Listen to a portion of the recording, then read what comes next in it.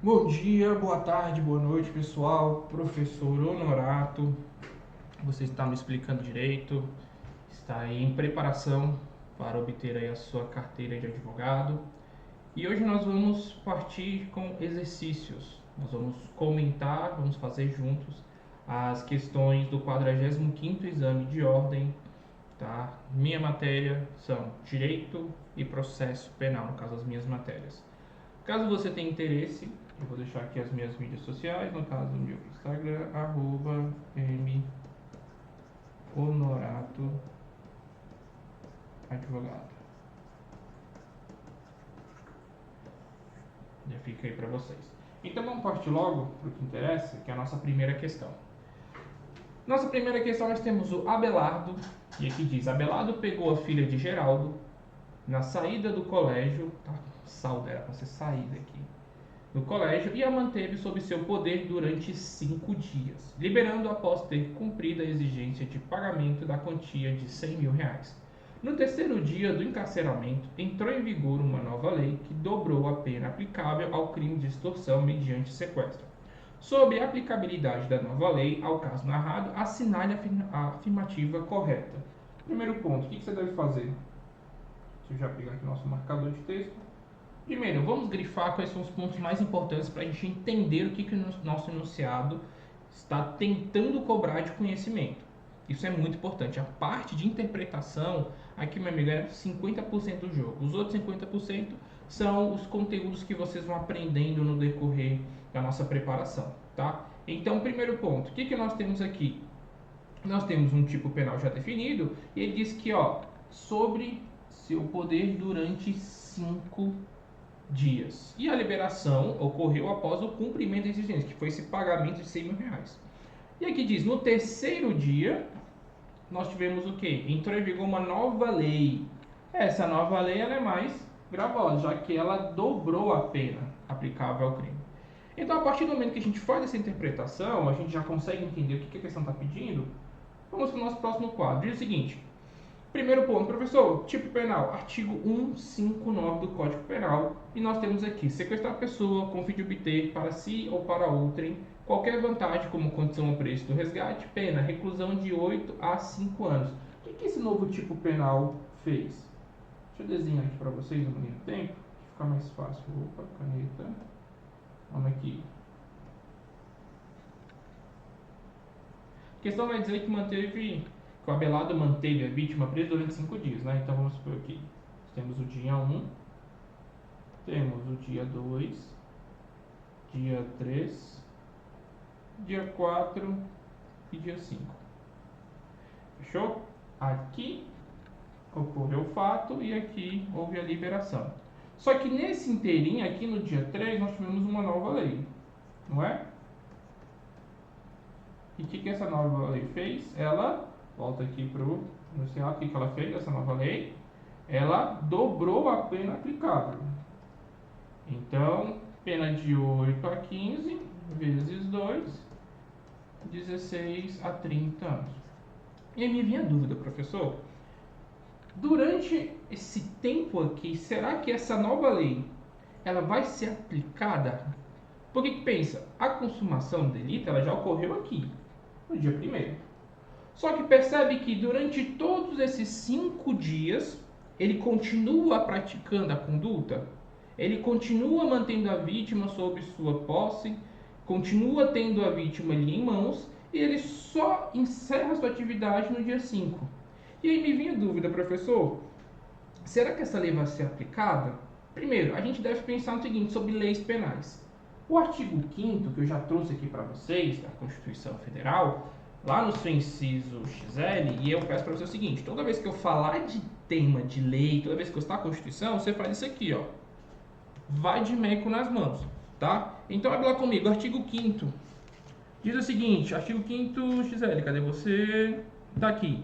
A lei penal não retroagirá, salvo para beneficiar o réu. Então, está me dizendo o seguinte, que essa nova lei, ela não ingressaria, ou seja, ela não abarcaria a conduta do nosso agente, porque ela é uma lei penal nova, porém uma penal mais grave.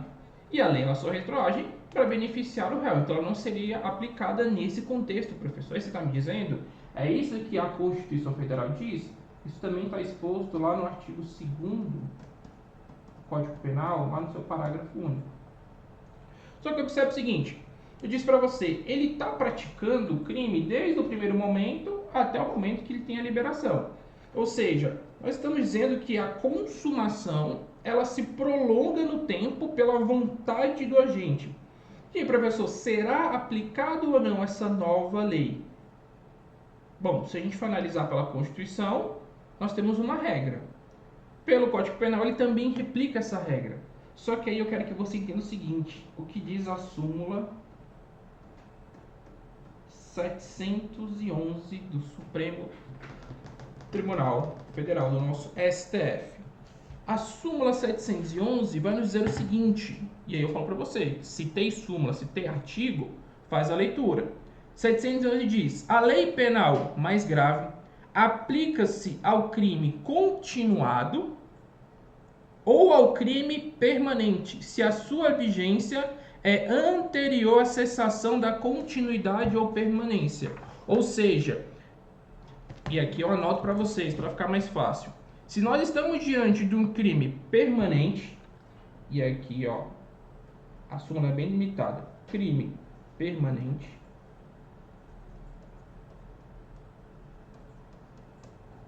se o crime, além de ser permanente, é também um crime continuado,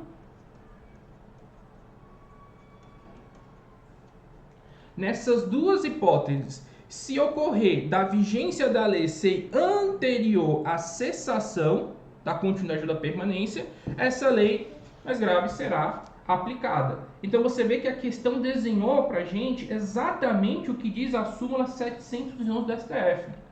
Você veja, ele ficou durante 5 dias com a criança e só fez a liberação no 5º dia. E aqui, ó, no 3º dia entrou a lei nova. Percebe-se aqui, ó, continua praticando tipo penal, continua praticando tipo penal, continua praticando tipo penal. Opa, cessou aqui. É anterior à cessação? É anterior à cessação. Logo, aplica-se a súmula 711 do STF e agora ele não responde, ele vai continuar respondendo pelo tipo penal do 159, porém, com um novo quanto de pena aqui de 16 a 30 anos. Feita a nossa interpretação, o que a gente faz agora? Professor, a gente vai fazer umas alternativas. A prova da OAB são questões de múltipla escolha.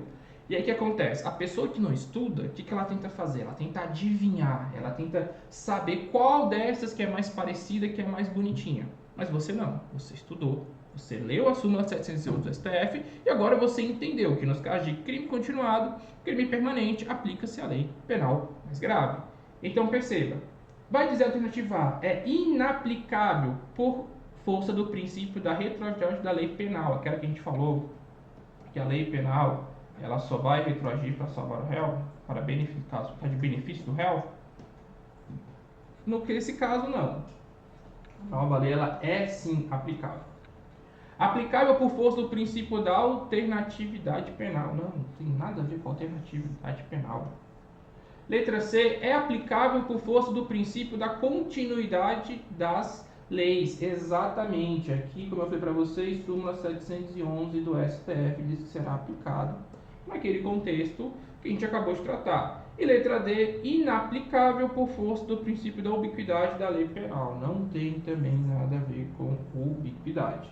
Temos aqui então a alternativa C, é a nossa resposta, súmula 711 do STF. Lembrando mais uma vez que nós estamos diante, volta aqui para cá, perfeito, de um crime permanente. Crime permanente é aquele que, por vontade do agente, ele vai se prolongando no tempo. A consumação ela vai acontecendo, vai tendo a sua continuidade. E o crime continuado é aquele que você vai praticando várias vezes.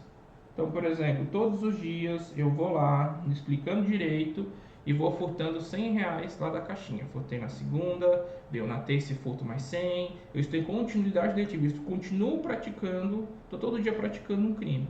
Nesse caso, no contexto da súmula 711 do STF, será aplicada a lei penal mais grave. Eu recomendo que... Por que eu faço todo esse desenho? Porque quando eu faço esse desenho, eu consigo ter uma melhor interpretação daquilo que a questão está pedindo. E eu digo para vocês, o enunciado de todas as questões da FGV são muito claros. Eles trazem bem definido de qual instituto de direito penal eles estão falando. Então, o que fica para você nesse momento é, faça uma boa leitura do enunciado com calma, com paciência. Se for preciso, faz igual o professor Norato, desenha. Sabe? É melhor você desenhar e entender o que a questão está pedindo do que você ter dificuldade. E aí a gente vê, cara, a partir do momento que eu sei que é aplicável, primeira coisa que eu já faria, eu já cortaria a D e a letra A, pronto, sem pensar duas vezes. E aqui, por eliminação, continuidade das leis penais. Fechou? Leia todos os artigos que eu cito, todas as súmulas, tá? Não sai ainda, que a gente ainda tem mais questões para fazer, beleza? E vamos aguardar, espero que a gente vá para a próxima questão.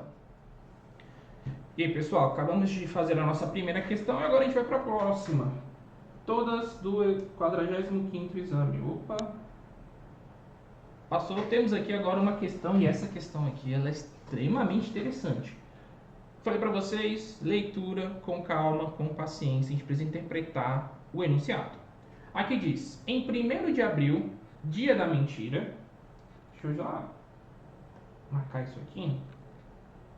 Opa, não, preto não. Cadê a borracha? Já começamos bem, já começamos errando. Mas calma, vai dar tudo certo. Marca o texto. Vamos lá. Em 1º de abril, dia da mentira, Maria resolveu pregar uma peça, no caso em Pedro, coveiro no cemitério, paz eterna. Maria pediu a José, então vamos marcar os nossos personagens. Temos José, temos a Maria e temos o Pedro, que divulgasse nas redes sociais que ela falecera após ter sofrido um infarto. Como parte da encenação, Maria sedou-se e deitou-se em um caixão, que foi lacrado e encaminhado por José com documentos sofisticadamente falsificados para a sede do Paz Eterna. Sem ser avisado ou desconfiado da farsa, Pedro ficou muito triste e, após orar pela alma de Maria, cumpriu seu dever profissional, realizando a cremação e guardando as cinzas no pote de vidro, que se quebrou. Sobre o procedimento de Pedro, assinale a afirmativa correta.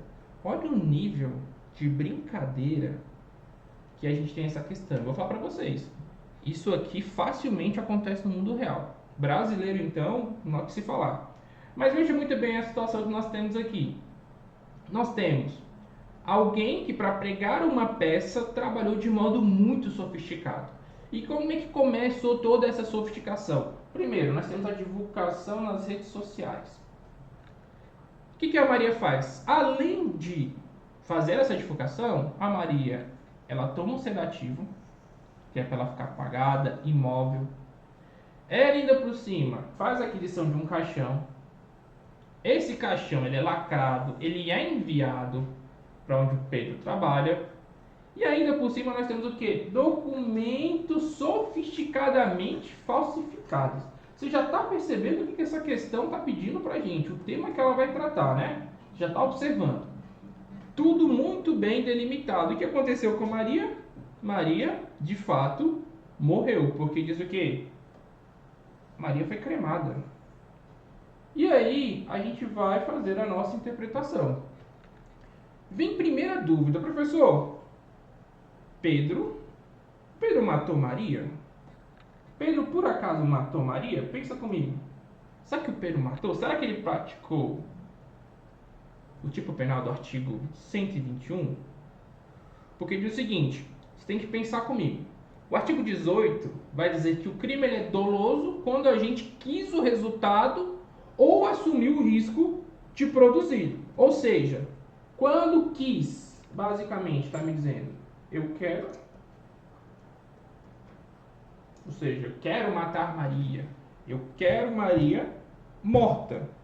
Ou então, quando ele assumiu o risco da produção desse resultado. Só que eu pergunto para vocês, quando Pedro faz a ação de cremar Maria, Ele por acaso sabia que ele estava matando ela? Em algum momento passou pela cabeça de Pedro aquilo que a gente chama de dolo homicida? Em algum momento ele teve esse objetivo de matar Maria? A resposta é não. Ele achou que não, eu estou colocando Maria, pessoa viva, dentro desse caixão e eu vou matá-la mediante uma cremação. Olha o que a questão traz para vocês. Em algum momento ele pensou estar matando alguém? Não.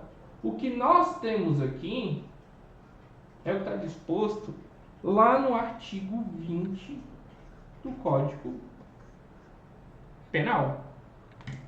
Professor, artigo 20 do Código Penal. Professor, olha, assim que o senhor falou artigo 20 do Código Penal, já me veio um frio na espinha, já me veio uma dificuldade respiratória, porque todo mundo, quando encara esse artigo 20, tem tremedeira, fica numa dificuldade absurda. Sabe por quê? Erro sobre o elemento do tipo, pô, professor, essa questão das teorias do erro eu nunca entendo. É uma dificuldade que eu tenho, a única coisa que eu sei é que eu vou errar essa questão. Só que você está estudando, você está em preparação e você está me explicando direito. Então, risco zero. O que vai dizer o artigo 20? O erro sobre elemento constitutivo do tipo legal de crime exclui o dolo, mas permite a punição por crime culposo se previsto em lei. Vamos com calma.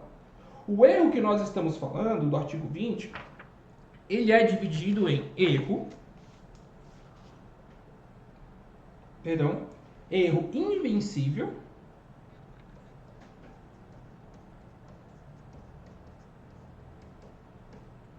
ou, vamos lá, erro vencível. Professor, qual a diferença? O que diz o artigo 20? Se nós estamos diante de um erro invencível, ou seja, aquele erro que não era possível que a pessoa tivesse a percepção de que os elementos do contexto falassem, não, qualquer pessoa, no caso o homem médio nesse contexto, ele iria acreditar que de fato Maria estava morta. E o que a questão nos traz aqui? Se eu estou diante de um erro invencível, o que ocorre? Ocorre então a exclusão